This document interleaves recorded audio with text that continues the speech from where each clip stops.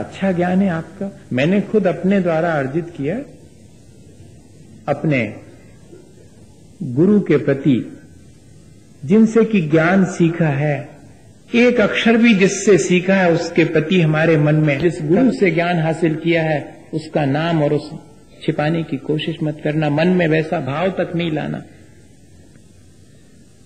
वरना हमारे ज्ञान में कमी आती है। आचार्य महाराज सुनाते हैं कोई घटना कि किसी महाराज के जीवन में ऐसा हुआ, उनका ज्ञान का क्षयोपशम इतना बढ़ गया कि गुरुजी से भी ज्यादा हो गया। अब उनको इस बात में शर्म आने लगी, लोग पूछते थे जबकि आपका इतना उत्कृष्ट ज्ञान, तो उनको इस बात में शर्म आने लगी कि कैसे कहें कि इन गुरुजी से सीखा, भी तो बिल्कुल ही बुद्धू है, उनका नाम बता करके हमें क्या मिलने वाला। नहीं, मैंने अपने पुरुषार्थ से ज्ञान को अर्जित किया है।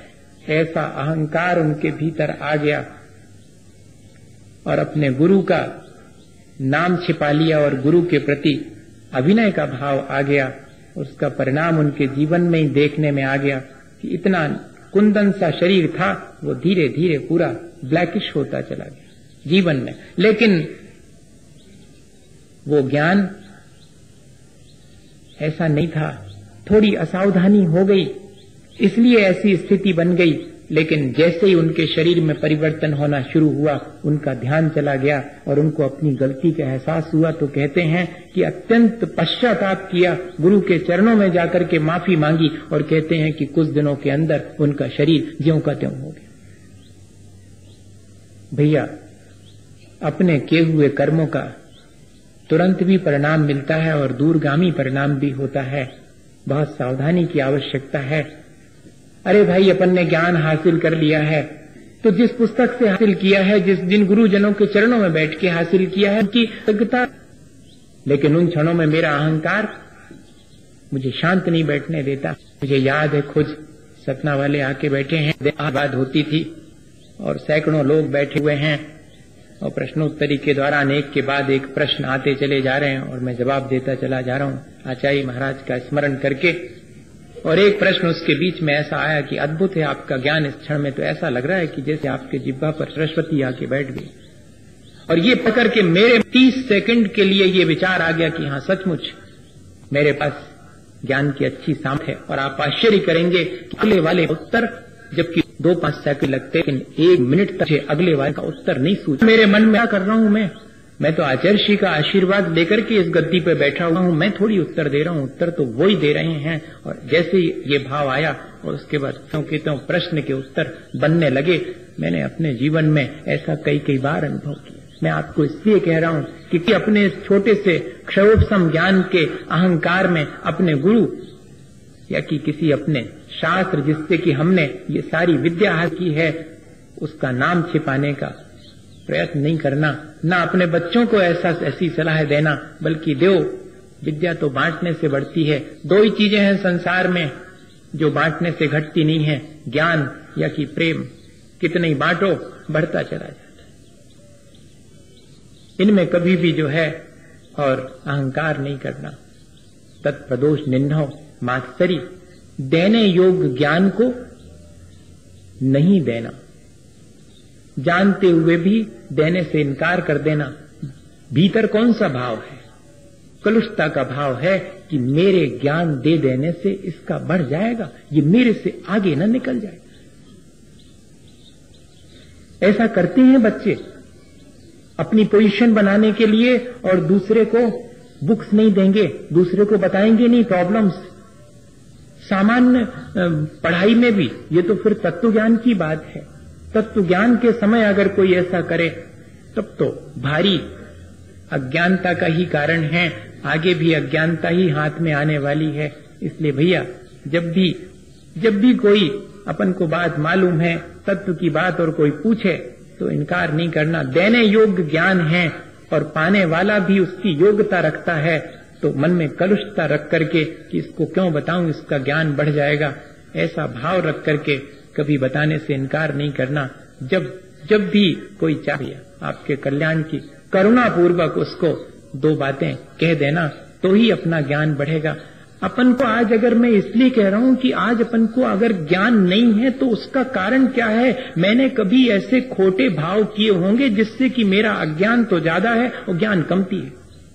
हम अब रोना नहीं रो सकते कि मेरी अज्ञानता क्यों है। अगर रो नहीं हो तो अपने पुराने परिणामों पर रोएं हम कि ऐसे कैसे खोटे परिणाम किए होंगे कि जिसमें आज मेरा ज्ञान इतना अल्प है। मुझे अपने कल्याण की बात ही नहीं सूझती, मैं उस ज्ञान की बात कर रहा हूं। नहीं तो ऐसा वाला ज्ञान नहीं, ऐसा ज्ञान तो बहुत लोगों के पास है। ऐसा ज्ञान जिससे कल्याण की बात सूझे वो है ज्ञान। दुनिया भर की जानकारी हासिल करने वाला क्षयोपशम कोई ज्यादा काम का नहीं है। क्षयोपशम तो वो है जिससे कि सारभूत रिलेवेंट जो चीजें हैं उनको जानने की सामर्थ्य प्राप्त हो। ऐसे ज्ञान की सामर्थ्य जिससे कि मैं अपने कल्याण की बात जानने के लिए उत्सुक हो जाऊं। संसार को जानने के लिए तो बहुत लोगों के पास बहुत सारा ज्ञान है, वो ज्ञान नहीं। मैं अपने सारभूत तत्व को जानने के लिए उसका ज्ञान का सदुपयोग क्यों नहीं कर पा रहा हूं? मैंने ऐसे कौन से खोटे भाव किए होंगे जिससे मेरा इन चीजों में ज्ञान नहीं जाता है? किताब पढ़ने का कहें अगर धर्म की तो मन नहीं लगेगा, और एक पत्रिका अभी खींच करके बैठ जाए तो कहो जब तक पूरी ना हो जाए तो छोड़े नहीं। और अगर अपने कल्याण की अगर 2 लाइनें लिखी हुई हैं तो उसमें मन नहीं लगेगा, उबासी आएगी, उठ करके चले जाएंगे। ये क्या चीज है? ये कौन से ऐसे परिणाम मैंने खोटे किए होंगे पहले जिससे कि मेरा संसार के प्रपंच को जानने में तो बहुत रुचि होती है और इन चीजों के जानने में जिनसे मेरा कल्याण है उसमें अरुचि हो जाती है। ये मैंने पहले मात्सरी किया होगा, सच्चे ज्ञान को देने में मैंने कोताही की होगी, कंजूसी की होगी। इसीलिए आज मुझे सच्चा ज्ञान पाने में और मुश्किल पड़ रही है। तत्प्रदोष निन्नव मात्सर्य और अंतराय ज्ञान और ज्ञान के साधनों में बाधा डालना। ये भी अपन वर्तमान में विचार करें कि कहीं ऐसा तो नहीं कि मैं दूसरे के सच्चे ज्ञान में बाधा डाल रहा हूं। बच्चे तो कह रहे हैं कि हम जा रहे हैं वहां पर प्रवचन सुनेंगे। हाँ सुनो प्रवचन, फेल हो जाओगे तो बाहर कर दूंगा, पढ़ना लिखना है नहीं, बस वहीं जा रहे हैं हम सुनने के लिए, महाराज के पास जा रहे हैं। अरे वाह, सच्चे ज्ञान के लिए तो आप रोक रहे हैं और संसार के ज्ञान बढ़ाने के लिए जिसे 2 चीजें, एक जीव का वो एक सिर्फ जो आजीने वाली है वो ज्ञान तो खूब दो और जिससे जीवन का उद्धार हो उस ज्ञान में बाधा डालो। इससे क्या होगा? इससे जो है मेरे ही अज्ञान बढ़ेगा, मेरे ही ज्ञान को ढकने वाला काम कर रहा हूं मैं। अगर कोई सम्यक ज्ञान की प्राप्ति की लालयत है तो कभी उसमें बाधा मत डालना। जाओ पढ़ो। हमारी दादी हमें 10 पैसे देती थी अपनी अलमारी साफ करवाने की। हाँ, यहां पर है एक अम्मा जी, वो बिल्कुल दादी जैसी लगती, उनको देख करके मुझे याद भी आ जाती दादी। मैंने उनसे कहा भी था, तो उनकी आदत थी, ए भैया हमारी अलमारी कौन साफ करेगा? उसमें सब धर्म के ग्रंथ रखे रहते थे और वो हर हफ्ते उनकी अलमारी साफ करने के लिए लालच देती, 10 पैसे ले लो। हम कहते हम करेंगे, क्योंकि 10 पैसे बहुत होते थे उस समय में। 70 और 71 की बात। तो हम 10 पैसे के लिए अलमारी साफ करते करते वो पहले छोटी छोटी किताबें चलती थी गुटका, तो वो बड़े अच्छे अट्रैक्टिव लगते थे, छोटी सी किताब। तो दादी ये हम ले लें? हाँ ले लो तुम तो ले लो। वो चाहती ये थी 10 पैसे के लालच में धर्म की किताबें पलटेगा, उठाएगा, धरेगा, संपर्क में आएगा, पता नहीं कौन सी चीज इसके लिए अच्छी लग जावे सो अपने बस्ते में रख लेगा, एक दिन खोल के पढ़ेगा और 4 लाइनें अगर धर्म की पढ़ ली तो इसका कल्याण हो जाए। बस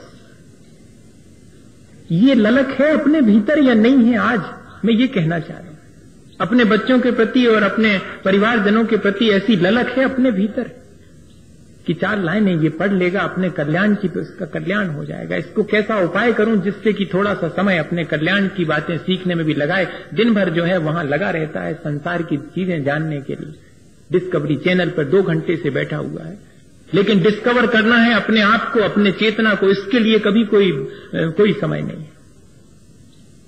ठीक है वो नॉलेज खराब नहीं है भैया, लेकिन उसके साथ साथ इसका कॉम्बिनेशन भी तो होना चाहिए, इस आत्मज्ञान की ललक भी तो होनी चाहिए। नहीं तो कल के दिन हमारा अज्ञान बढ़ता चला जाएगा। आप ये नहीं सोचना कि आज वर्तमान में बहुत बच्चे बहुत ज्ञानवान हैं, बहुत बातें जानते हैं।